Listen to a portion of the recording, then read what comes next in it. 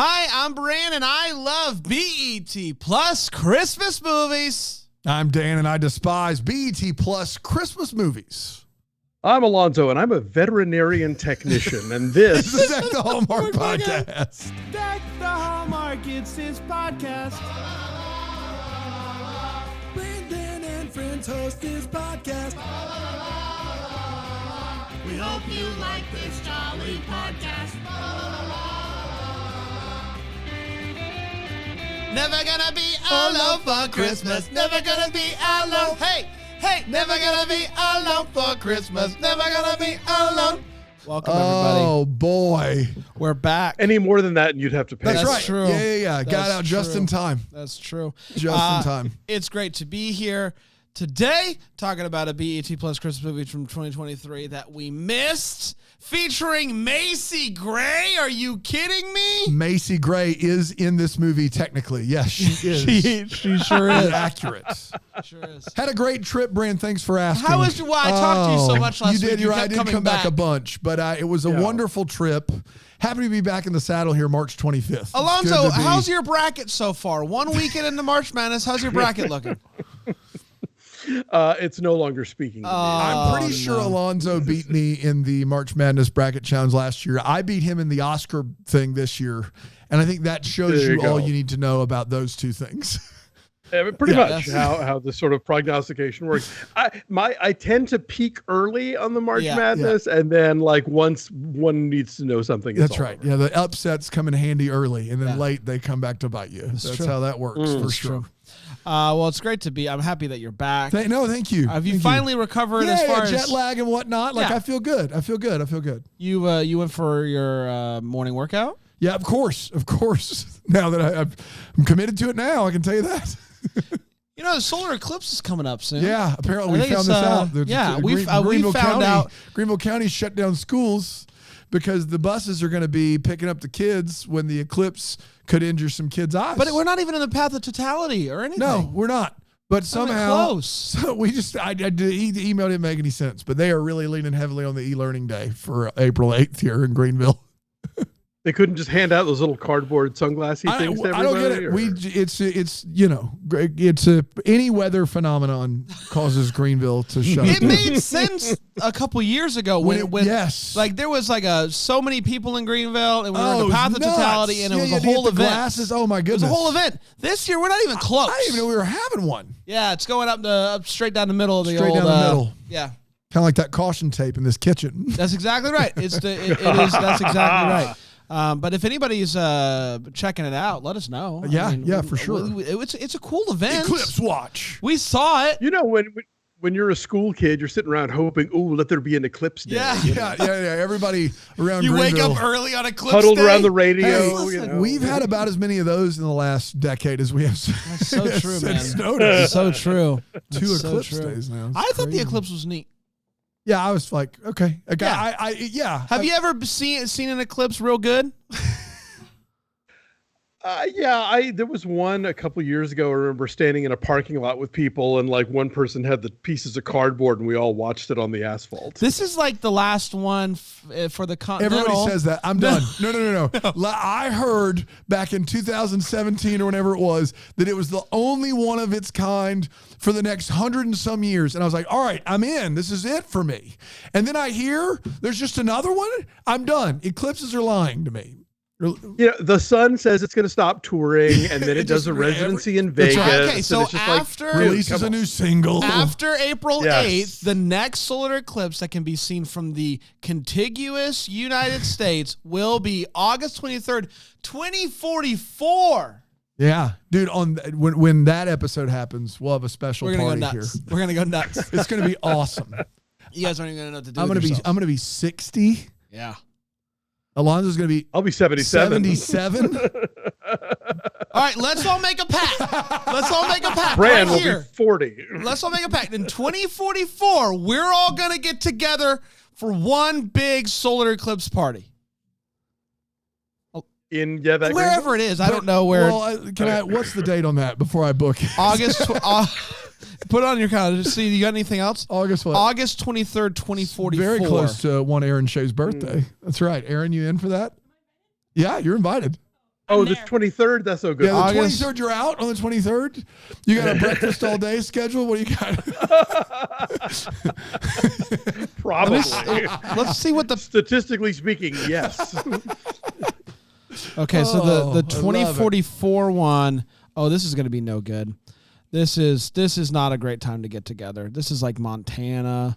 We could all meet in Montana. I love it. We're all meeting in Montana. Done and done. So this is interesting. It is going to begin in Greenland, sweep through Canada, and end as the sun is setting in Montana, North Dakota, and South Dakota. Probably not the best one. Dan, I have a question for you. Since this is going to be in Montana, do you think you and Justin Kirkland will have gotten enough reviews to wear your big hats? Well, the question isn't if we'll have gotten enough reviews. The question is, will we have finished season 4?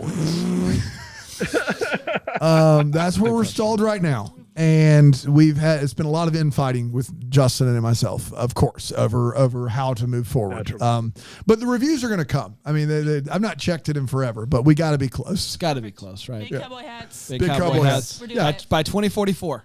Yeah. Here we go. I'm hoping to be able to afford a Finish Stetson season by 4 then. by 2044. Let's go. Season 4 by 2044. I love it. can't wait for us to all get together in Montana in 2044. Yeah. Play some cards. Wait for be the great. sun to. We can catch up on how our Eclipse. weekend Well, it's was. August. Could we just do Bramblefest in Montana? Put it on. Put it on. Put it on the calendar, folks. Bramblefest, Live- August that week. What Live day from of the the week eclipse. is that? You could do the Deckies, too. Oh, right? do Well, it no, all. not in June. Come on. That's August no. 23rd. Yeah. August 23rd, 2044. Put it I'm on looking the to see what day of the week it is because that's calendar. what we're If doing. it's close to a weekend. Never gonna be alone for Christmas. August 23rd is a Tuesday. Oh, Womp, womp. that's a tough Man, day. it stings. That's We tough. could do the Bramblefest the weekend before, and then I'll fly out to Montana. Okay. Just keep the good vibes. There you go. going. I like that. We'll do a tour. We'll do the whole thing.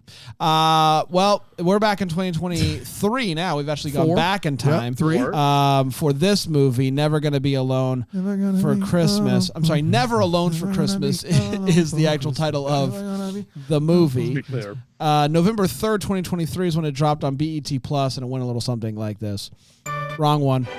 Lauren is. I'm sorry. I'm still thinking about the clips. I love them. Lauren Now all we is. have to do is wait for 20 years. I know.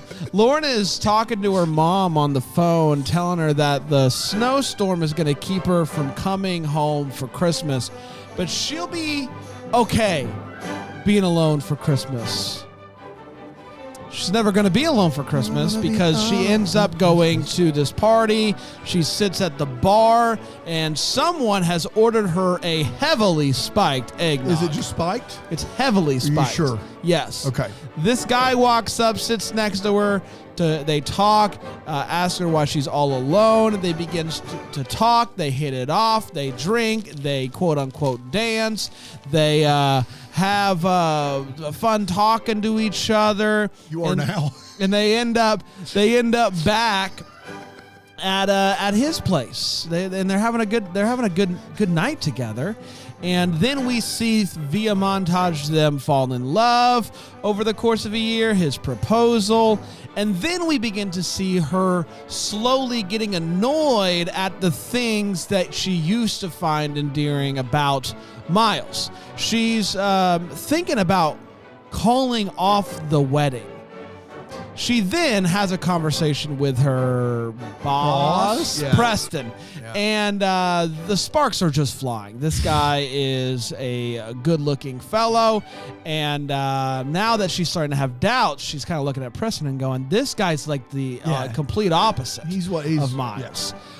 Maybe this is somebody that she could build an empire with. An empire.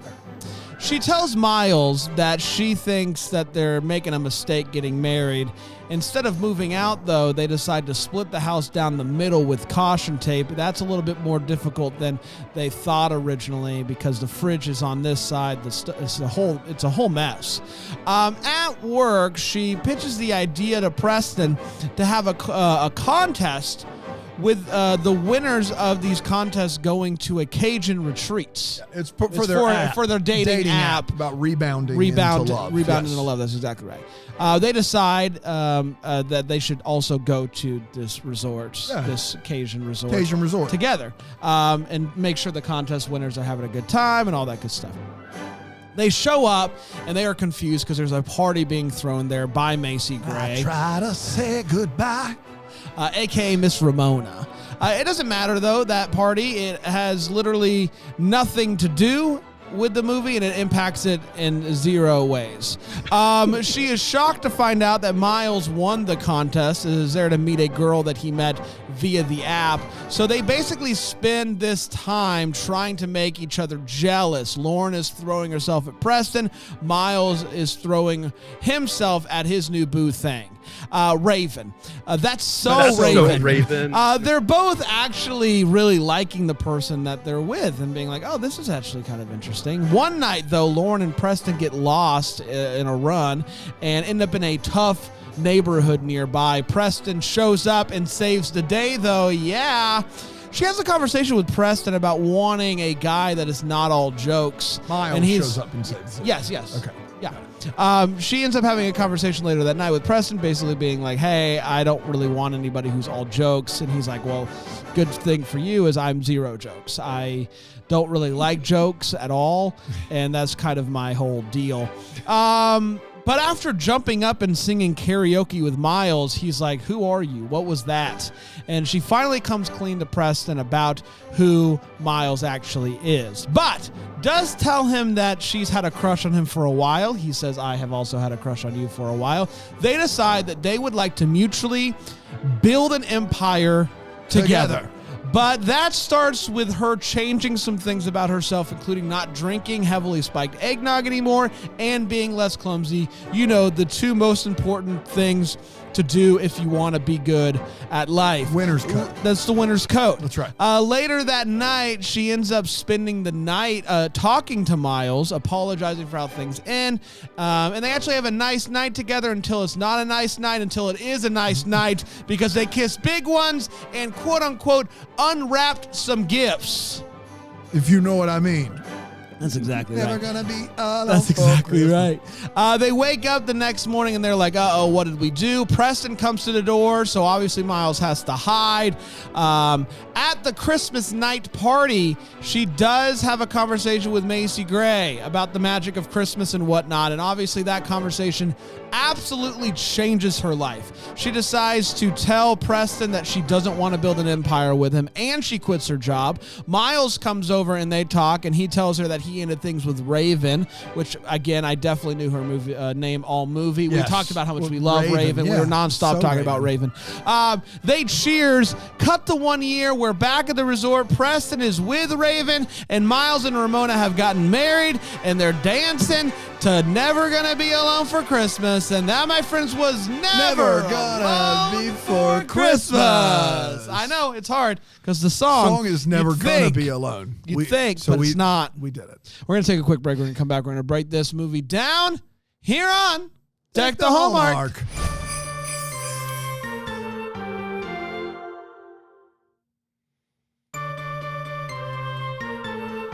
Welcome back to Eclipse Talk with Brandon and Alonso. We're having a great time. Never gonna deck the Hallmark. No, we are not. Let's break this movie down with Before we do that, Brand, for $20, name me a single other Macy Gray song aside from I Try. Oh, she sang the theme song of As Told by Ginger on Nickelodeon. What? A song that is hers, not a song she sang. That's her song. It's her. What's it called? It starts with something about the grass is greener. Look up Macy Gray As Told by Ginger. Okay, and that is but that's not the name of the song. I have. Oh, I know the name of the song. What was yours? I Can't Wait to Meet You. Okay, I that's on here. It is. I found out the name of the song. Okay. It is not As Told by Ginger. What is the song? I'm in between. But I didn't know another one. Another one. Oh, I'm sorry. $20. What? I would have never said, Alonso, I'll give you $20 to name another Macy Gray song. I would have, in fact, bet he knew another one. So would have won that bet. And it's about Jesus and everything. It's about Jesus? And everything. I Can't Wait to Meet You, is it? Oh, my goodness. She can't wait to meet Jesus? Amen. May sprinkle some lyrics in throughout. Please do. Love the life I'm living, but I'm looking forward to the day I die. man. Because I can't wait to meet you. Oh, it's I can't wait to meet you. MEETCHU. TCHU, That's right. yes. Alonso, if you could have done us all a favor and done your best Macy Gray impression while doing that, that would have made my day. Well, here's the thing. I always thought Macy Gray. I always thought Macy Gray always spoke in the gravelly tone, and in this movie, she is not. She doesn't. So, because I said, is that a thing Macy? She was putting on? I said, is that Macy Gray? And then she kept talking, and I went, I guess it's not Macy Gray. Cherry's Jubilee. Cherry's Jubilee. Yes, I know that one. Yes. It's just a cover. It's like, did somebody finally give her a lozenge? I don't understand what's happening. But if anybody wants a good time, Macy Gray once sang at I believe it was an L.A. New Year's Eve event that was televised, and it's a complete disaster. The show was a disaster. It's a great time. That was Jamie Kennedy hosted. Yes. Yeah. You can watch. They did like a worst of clip. They tried so hard to make how the Hollywood sign New Year's like the it's LA amazing. equivalent of Times Square. It's amazing. Fiasco of all time. It's a great time, YouTube if Jamie anybody Kennedy wants to dive into the show. Isn't Macy Gray also the one who wore the dress to the Grammys about how her album was dropping on 9/11 right before 9/11 happened? Oh boy, I didn't know that story. Yeah, I mean, look, who could have said, you know? It's time to talk about Never Alone for Christmas. We're going to start with a hot take. I'm going to start with my friend Alonso. Alonso, what do you think about this movie?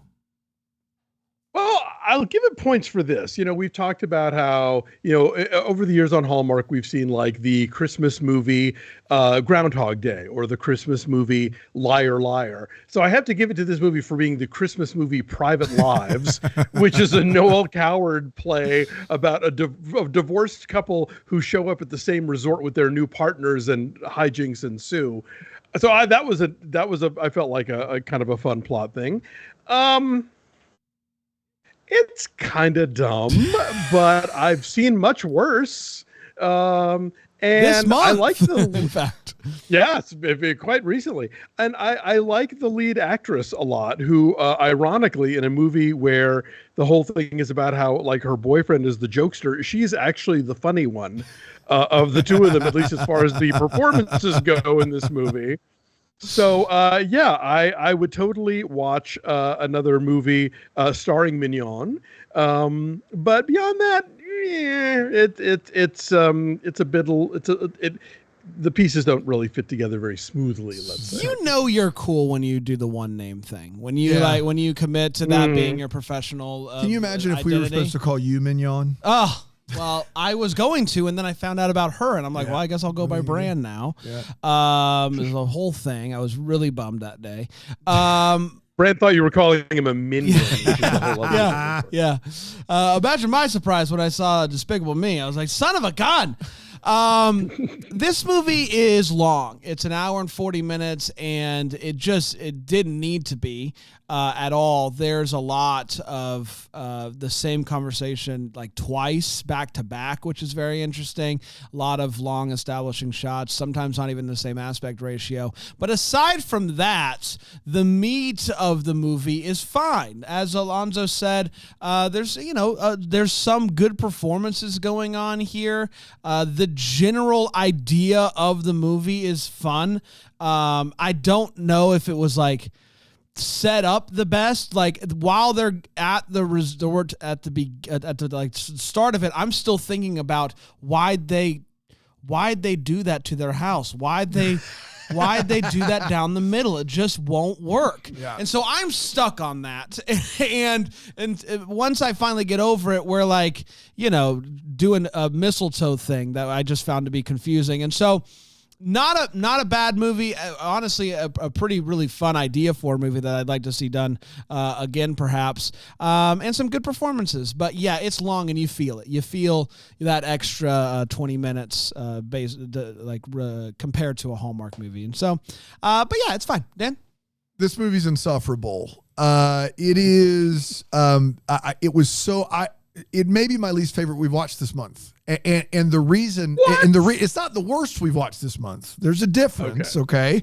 But everyone in this movie says a line of dialogue at what I only imagine it's like if you like made your podcast all half speed, and then the other characters on screen wait for the entirety of that line to happen, let it settle, and then they talk. There's never anything near people talking like they would in a normal conversation. And what happens is, combine the fact that everyone is saying their lines at such a glacial pace with the fact that they had some conversations several times, it just is an eternity.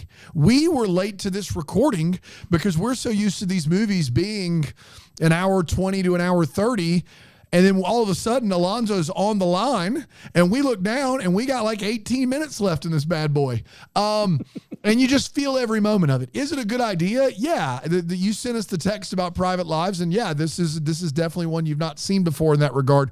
But man, it just drags and just tries to make up for it with number of Christmas trees, and it doesn't. So of the movies that we've seen in March that I would watch again, this is probably at the bottom of the list, unfortunately. So, no, it's a hard no for me. But a hard yes for 2044. Oh, yeah, Montana 2044, August 23rd. Put on the books right now. Love it. Yeah. It's time for all the feels where we talk about what in this movie gave us those feels. Alonso. Yeah, if anything, I think my feels were kind of like Lauren could do better than either of these clowns. Yeah. Like, if the choice is, as you say, like the Mr. Anti-Fun and Mr. like, whackety schmackety do, it's like there's got to be a guy in the middle of those two extreme poles that could get her through life. So I would just I kind of kept feeling like, please escape this movie and find yourself someone who will make you happy. I think some of the jokes land, which I appreciated, and some of the sort of farcical, literal slamming door things were pretty well executed. But yeah, Dan's right. There's a lot of this movie that you could just drive a truck right through the middle of, and it's like watching, like a Bela Tarr film or something, where just like we got nowhere to go in all day. I was just comparing it to Bela Tarr, and thank you for bringing it up because I didn't want to speak out of turn. We've seen the whole, like, we're both bad dancers thing before, and no one ever really fully commits to it. These two did. These two have a dance sequence together towards the beginning of this movie where they're both like, we're bad dancers, but let's go out there. And They are. It is a really wonderfully bad dance sequence. Full Elaine Benz. Very awkward, very uncomfortable. I do love that everybody was watching them as, like, you've seen it in other movies when they see like someone really good dancing and everybody was like, oh yeah. And this one, everybody crowds around the really bad dancers, which I thought was really fun. So yeah, that scene. Ready to call 911. That's right. It is the subtext. It's insane. There. It's insane, these two dancing, but I loved it. Dano? Searched my heart, found nothing, Bran. Whoa! Absolutely nothing. I want my time back. Okay, fair enough. Here it is. Oh, you can do that? Yeah. You can give me my time back. Now, how do I use this moving You can forward? use it however you want to. How? Do I can, is it like a timeout? Like a Zach? No, it's once you take it, yeah, I got you'll understand. I still don't understand. We'll figure it out. You're the one who's the nut about time. You need to That's figure true. it out. You got to figure it out. You will experience it at some point and go into the nearest coat closet, close my eyes, clench my fists, and then I now know. Yeah. We're going to take a quick break. We're going to come back with the wait, what, and the bet on it here on Deck the Hallmark.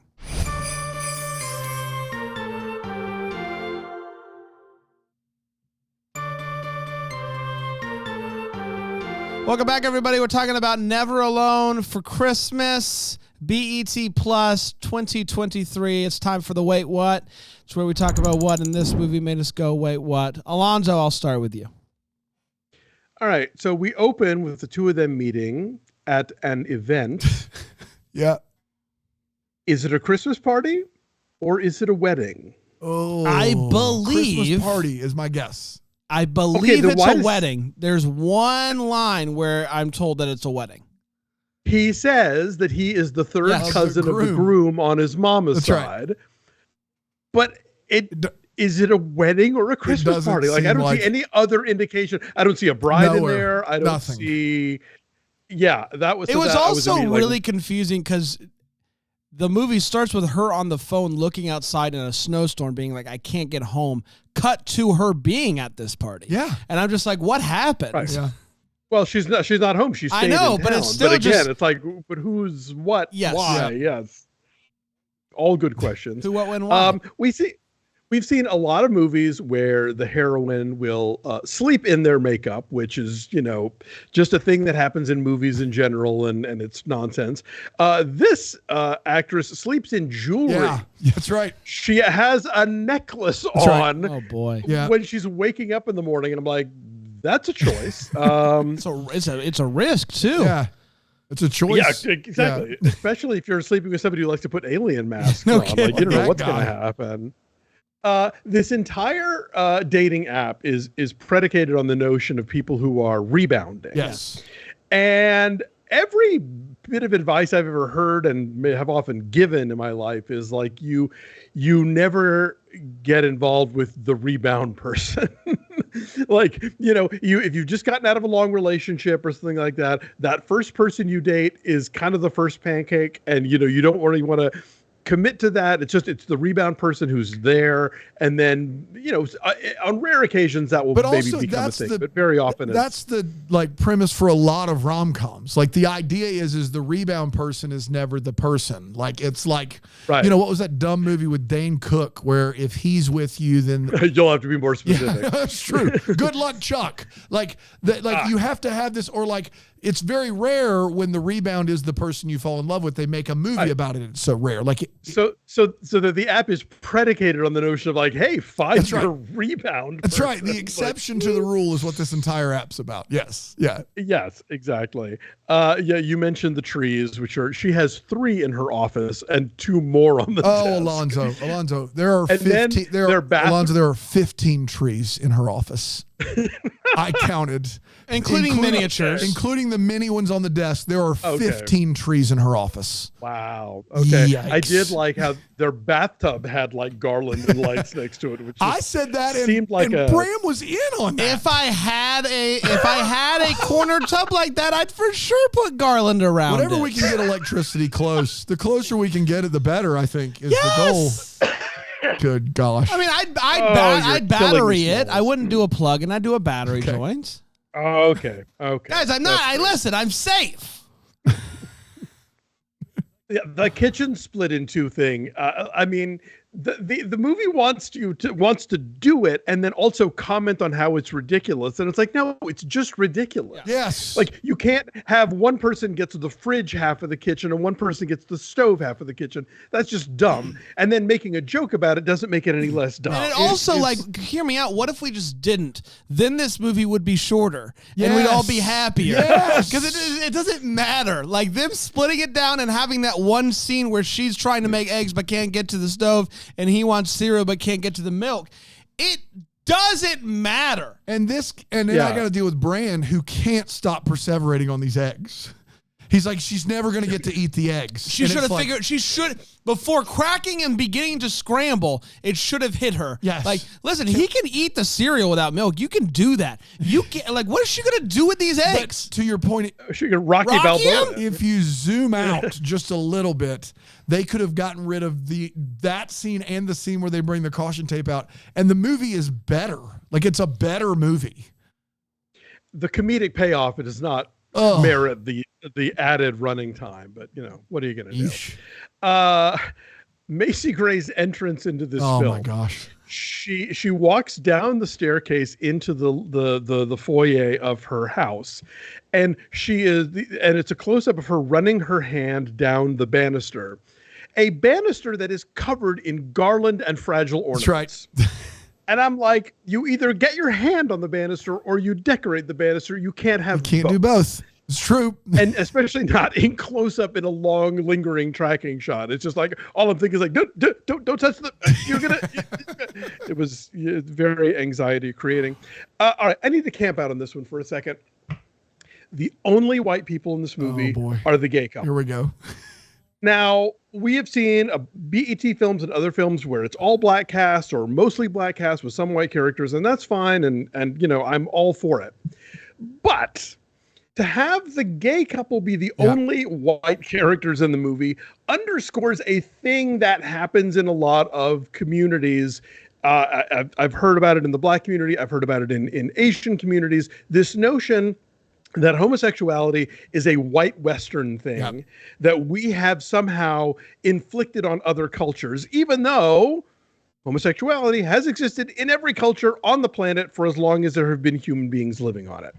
So it just landed a little weird for me that I love the queer inclusion, don't get me wrong, but to make them the two white guys and the only white guys in the whole movie had a weird whiff of this is a white people thing that that did not. I got to be honest. It didn't dawn on me until the guy, one of the two guys says, he tries to speak in a more common vernacular to the rest of the cast. And when he does that and they all laugh, I went, this movie's kind of inferring that being gay is like white people stuff, is what it's kind of inferring. Yeah, that is the implication. So I didn't. And that was love weird. That. It was weird. It stuck out like in a movie that nothing else really sticks out. That stuck out for sure. Yeah, it's a choice for sure. And then finally, there's one of the contests that everybody has to do. I forget if it's the race or the mistletoe or the whatever, but one of the prizes is a private buffet. I missed that. I missed that one, man. Not a thing. Yeah, all you can you eat. are served a meal. Not yet, Alonso. Not yet. All you can eat by yourself. Yeah.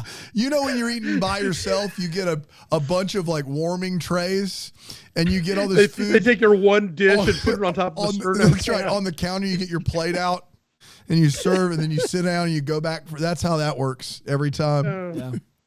Yeah. My first one is just this poster. Yeah. What did you see the poster of this movie, Alonso? Macy Gray in the background. No. Just look up the poster. you've got and to. I would encourage anybody to look up the poster. I don't know what my guy's doing in this. Macy Gray's back there. They're in a wreath.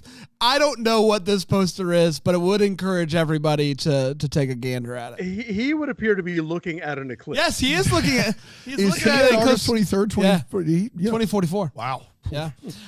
This movie starts, and if you blink, you miss it, but with a couple of establishing shots, and we see a train going by in a busy city that is all decorated on the outside for Christmas, and then also on this train, in an outdoor part of it, I guess, is Santa on a throne waving as the train is going, and he's going backwards, and it was a literal wait what moment for me because I just didn't I didn't know what I was seeing.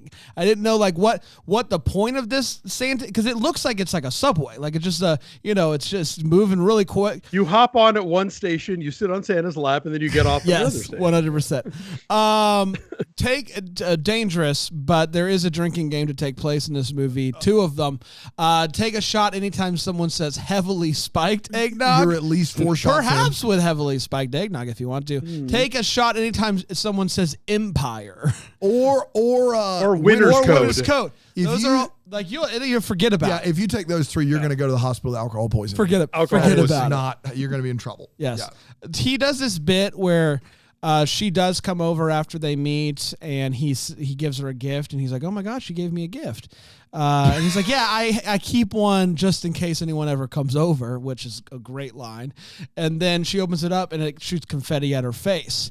And I just couldn't stop laughing at the thought of this happening to him once and being like, I got to get a ton of those. Yeah, For I like gotta just have in them. case.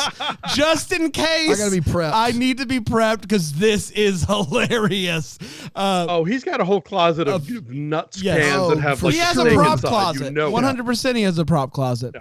So there is a scene where they are lost. They're running, her and Preston, and they end up in this rough part of town, and these guys come up and they're trying to, get into some trouble there. And Preston shows up, and is like, hey guys, back off, I'm crazy. Miles shows up. Yeah, sorry, Miles shows up. Miles shows up and is like, hey guys, I'm crazy. I've got a reindeer hood on, blah, blah, blah. And the guys run off and he saves the day. And they're like, how'd you find us? And his explanation is, quote, when I saw you were missing, I heard these hoods could be pretty rough. And that's the end of the explanation. So he was just walking around the hoods, nearby neighborhoods, all the hoods. Or these hoods could be pretty rough. A guy telling you that clumsiness has to go should be the thing that is like, hey man, you're probably like, that's just like, can you do that? Can you just, like, if you're clumsy, you're clumsy. Like, you can be more careful, but some people are just the way it is sometimes. But to say it has to go as a prerequisite for being in a relationship with me, right. Woof. And I just do want to point out that Macy Gray showed up for 3 scenes and to say voodoo daddy do, and we're all better for it. Dano? You can take this one to the tape. We didn't have time. The movie was like, Lawrence of Arabia in length, but I'm pretty sure in this movie, and I'm not positive, but crazy if true, that Miles says to, what's the lead's name? Mignon. Lauren. Miles says to Lauren, you know the saying, with good power comes great responsibility. No, that is not. It is what? No. It's very clearly, there's a great equality here. Great power, great responsibility. If you are given good power, you don't have to have great responsibility. That's not how that works. Good responsibility will do. But how do you like that line is pretty like synonymous just with culture. Like that's in the zeitgeist. Like that line had you second guessing everything you thought you knew about Spider-Man. Spider-Man. Like I stopped him. I was like, is it? That's from Spider-Man, right? Are they right? Have I been wrong this whole time? Sheesh. You know how Bogart says, here's looking at you, ma'am. Like, I don't like, well, I don't know what you want from me. It's said in literally every Spider-Man, everything with good power, man. Good power. That was tough. Miles, she at one point, Lauren questions if Miles is a stalker or a serial killer, and rightfully so. My man has a present in case anyone comes over that just pops with confetti and carries around a Groucho Marx disguise in his bathrobe. I'll take my chances with the stalker. I'm just letting you know straight up. That guy, there's not enough funny in the world. I don't care. I don't care. But Dan, he's an adult who tells That's riddles. right. But ladies, if you're looking for a funny guy, even you would probably be like, that is no longer funny. I have questions. But he claims he's not a serial killer or a stalker because they don't dance bad. Basically, he's like, I'm too bad a dancer to be a stalker or a serial killer, which I guess means that if you are like a notoriously good dancer, you're more likely to be a stalker or serial killer. The So You Think You Can Dance serial killer season is the best season, and everyone knows it. Every season. That's right. Ted Bundy, his nickname was That's Twinkle right. Toes. Exactly. He's one of the background extras in Footloose, if you can That's believe it. You'll have to really look at this one close, but they give you several views of it. They put Miles's room at this like resort, hotel, whatever, right next to Lauren's room. And every time he opens his room, you see a lot of Christmas decorations. But if you look closely, you will notice it is a bathroom. There is a wall at the end of there's a counter on the left that they've covered in Christmas stuff. But if you look closely, you'll see the edge of a sink. And then at the end of that counter is a wall. It is so clearly, and if it's not, I want somebody who worked on the movie to show me some evidence. It is clear that they made some hotel or some house's bathroom a room that they needed. And that's why you never see any more of it ever the rest of the movie. I have an adjunct to that. Did you notice on the door to Lauren's office that it has, what's the thing that's on top with the metal, like there's doors that you just open and close, but this one has like the thing that makes it close automatically. Yeah. Why in her office? Like, is she in a hallway? Like, I was confused. Her office room is massive. I'm starting to think some of these. It's got to fit all those trees. I'm starting to think some of these locations may not have been accurate. But honestly, like, kudos to them though for making it work. Yeah. Like, You had Sure, what you had, and they did it. Well, whatever so. movie we saw 2 weeks ago, The indie like way. that movie, like the filmmaking quality of this movie is miles better than that movie. But that movie's way shorter and has some humdingers in it. At one point, Raven says that she split up with her fiance a few months ago, and then no matter how hard she tried, she just couldn't get back into it. Maybe it's only been a couple months, Raven. Like, you spend a long time with someone, you get attached to them, like, maybe take Let some it time breathe. for you. Like, maybe you not being able to get back onto the dating scene 2 months after you broke up with your fiance is your body's way of telling you, like, you're not ready. I don't know. Well, and subsequently, she hops back into a relationship with Winter's Code. That's right. So clearly, Yeah. like she's got some issues. And then lastly, this one was the one. This one was the one I couldn't get over. They get lost. Preston and Lauren get lost in this movie. Like, they cannot find their way back to the hotel, resort, wherever. Well, there's a couple problems with this. Like, one, they planned this entire event. Two, they get lost on a race. So while running a race in Christmas gear, they plan the route of A the group race. race. Like, everyone's there.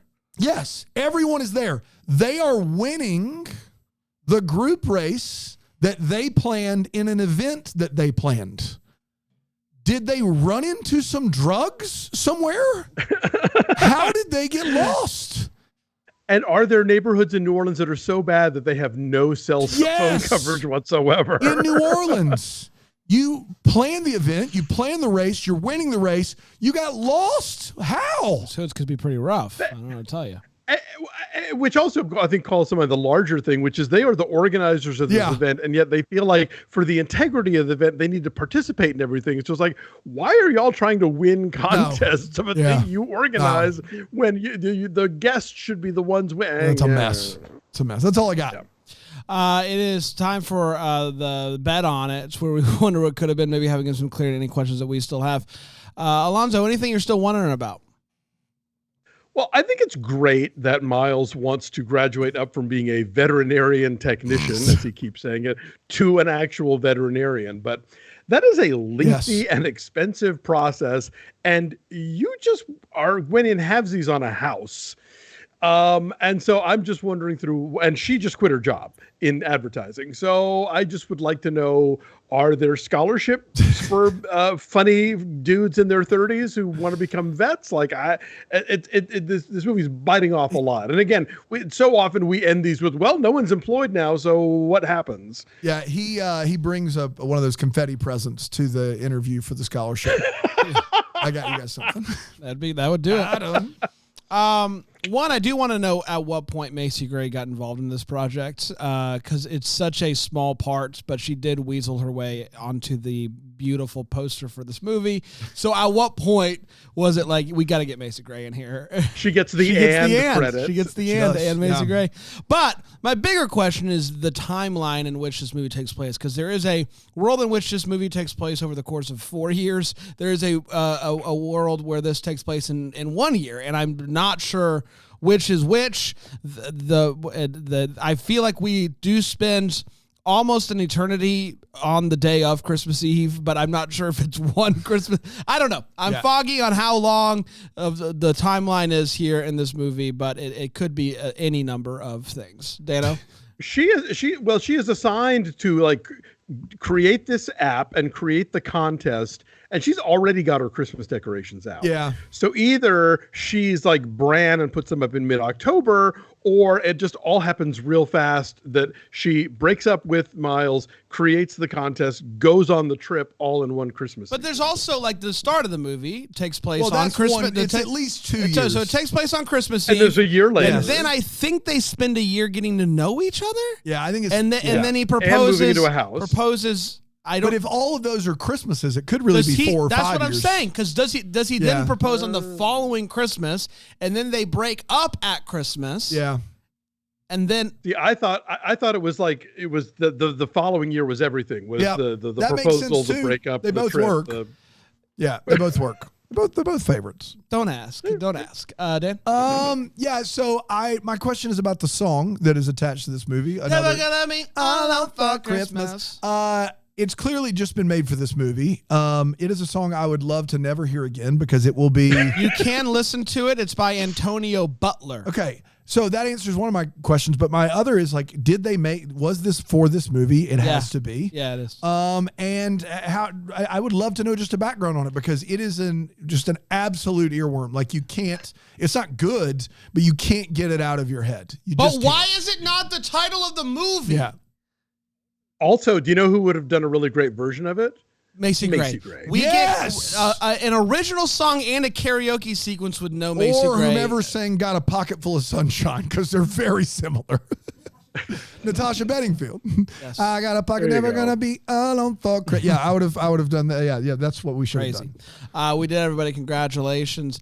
We're gonna be back next week, and Alonso, you've turned us on to this, and I think it's the perfect time to do this. You saw a theatrical release last year, a little indie called There's Something in the Barn. Is that the name of the movie? Yes. Yes. And it is now out on the streaming. I believe it is streaming on the Netflix. And so we are going to check out a little indie theatrical fun time from 2023 that you and I missed. I think there's some horror elements of it, correct, Alonso? Yes, but it's also a comedy. I love it. Very excited about it. So check that out. We'll be back and do that next week. Until then, may we be the first to wish you a Merry Christmas. Hallmark's The Bramble Jam podcast is produced by Aaron Shea. For more information on Deck the Hallmark, you can go to deckthehallmark.com. For more information on the Deck the Hallmark family, you can go to bramblejamplus.com. Deck the Hallmark is presented by Philo TV. For a free trial of Philo, go to philo.tv/DTH.